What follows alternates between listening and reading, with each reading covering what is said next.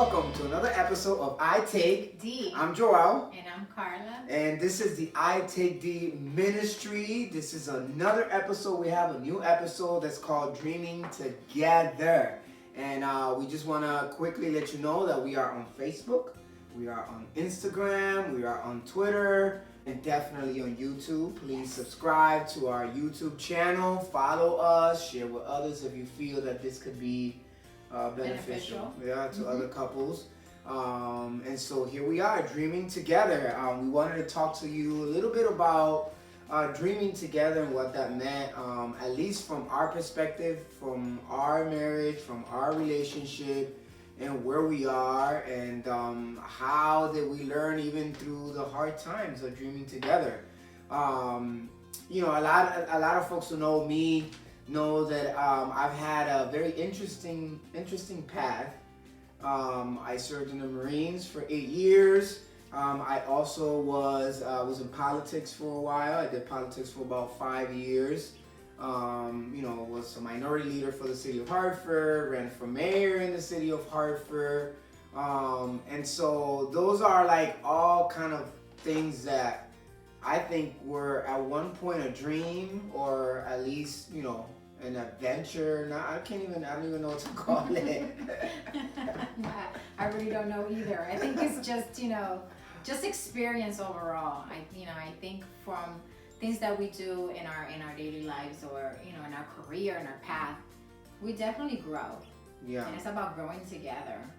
Yeah, I do agree with that. You know, so I mean, when we talk about dreaming together, one of the things that I think that I feel is important to share, and is that a lot of times, you know, what I've seen, and this is only from personal experience, that, you know, it's easier for me to say, well, you know, believe in my dreams, but I found myself not really having a fair approach with your dreams, and because we're married, that our dreams, you know, that just because it's a dream that she has, that it's not just her dream. Because we're together, it now becomes my dream, and vice versa. And so how do you, I guess, from, like, I wanted to ask you, because, like, how did you feel when I share my dreams? I guess is where I want to start, right? I mean, sometimes what I hear, you know, you're saying is that dreams from either of your spouse or yourself is that they have to be something that you are willing to take the risk, right? Because I know some dreams out there are pretty risky from our spouses. They can be a little bit risky, but it's just about trusting your partner through of it all. And also, how do you fit in that dream of your spouse? And how do you work together? Because one of the things that we have to learn in marriage is, like, we do not want to be a dream killer. And I know one of our aunts said it well, you know, we have to stop being dream killers. And I think when I see my husband dream and what he wants to accomplish, I have to find myself in that accomplishment, in that dream somewhere. Not because I want to be part of his dream, you know, per se, significantly, like when he, in his case of he's running for mayor, it's not like I was going to run for mayor too, but how did I fit in this picture of him running for mayor as his wife? And beginning to understand where I fit in that dream and support him through it all. I mean, I think it's important for us to learn how do we identify ourselves or fit in that dream of our spouses, so that we can begin to maneuver that dream together, even as crazy as it sounds. Because when he brought that to my attention, I was not like, oh yeah, great, go ahead, you know, that's amazing. You know, I'm gonna be honest, I was not a cheerleader at that moment. I was kind of, let's take a pause. Wait a minute, are you serious? Are you joking? This is something you really want to do? And it had to take me a minute to kind of recognize, wow, that's what he wants to accomplish. That's what he wants to, you know, move forward. How do I fit in that picture? And how do I become this motivator, right, with him, so that I don't begin to, you know, kill his dream? Not once did I say, there's no way you're gonna win. There's no way you can do this. There's just no way I can see this fitting in our schedule at that time. You know, being we just recently had our little one Abigail. You know, she was young. And you know, for those who know and can compare ourselves with having a toddler, that's a lot of work, especially, you know, on the spouse who's at home taking care of that child. So how do we first fit in that dream of our partner, and how can we encourage and become a motivator? And I think from the person who brings the dream up, you know, it goes beyond just waiting for your spouse to then find the way they fit in that dream. I think it's important. Like if I was the one dreaming, I couldn't just wait for you. I couldn't just. I think it's unfair for me to just wait for you to find how you fit. And so the very first thing that we did, unintentionally, we didn't even do it consciously. It was just like natural to us. I wouldn't go to any events or anything unless I took my wife. Like we went together because she was part of that dream. Even if it was me, the one running for office, for public office, it was a dream that had to become both of our dreams. And with that, I'm not saying that, you know, like let's say you come out with this really difficult, challenging dream that you just have to say yes all the time. I mean, I think as a couple, yes, it requires that you discuss. What we're saying is that whatever dream is shared, because when you're sharing dreams, you're being vulnerable. You're sharing that person, probably your most intimate or your deepest like desires and dreams that you have out there, things that drive you. And so I think there's an opportunity for you to have a conversation about it. Mm-hmm. Don't just go with your dreams because, oh, you're my spouse. You're supposed to support me in my dreams.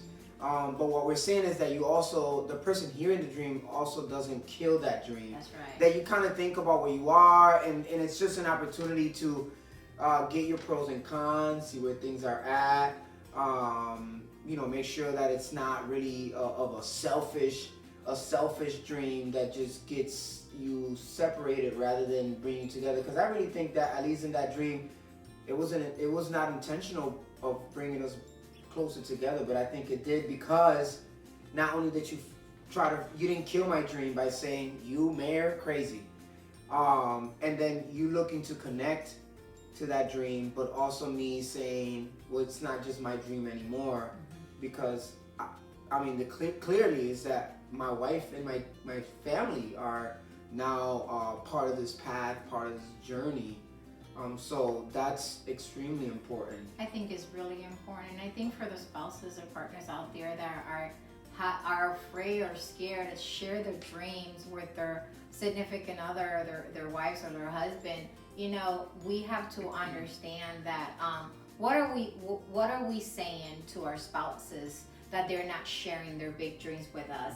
Are we killing every input that they have in the household? Sometimes it's small things. Small things. So, you know, just for like just a quick check-in, right? On and if you are that spouse, right, that your husband, you know, is not sharing your dreams, or your wife is not sharing the dreams, like find those nicks and peaks and things in the household or in our, you know, relationship, in your marriage, that you're automatically saying no to and not giving enough credit to, that it can probably kill your spouse from even sharing that big dream with you. As silly as it sounds to you, right? Perhaps sharing it with your spouse can be such a big, you know, a big thing. So for us, you know, the partner that is not, you know, is not the one that's afraid of sharing the dream. Let's be a little bit, you know, understanding, and not just to kill every decision that comes in, or advice or opinions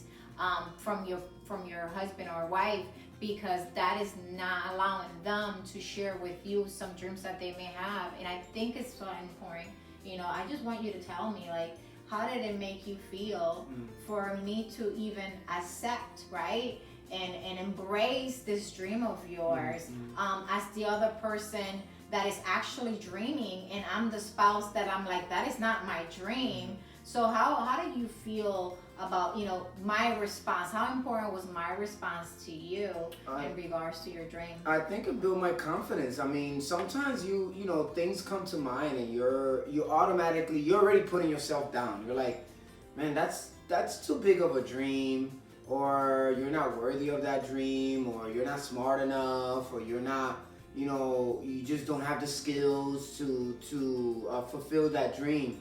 So just the fact that, you know, you even gave an opportunity to hear my dream, because not every dream might come true, but that's okay. I think what we're saying is creating that space for you to share your dreams. I mean, when was the last time you asked your spouse, what are your dreams? It doesn't matter whether you just got married, whether you've been married for 20, 30, 40, 50 years, 10 years, 15 years.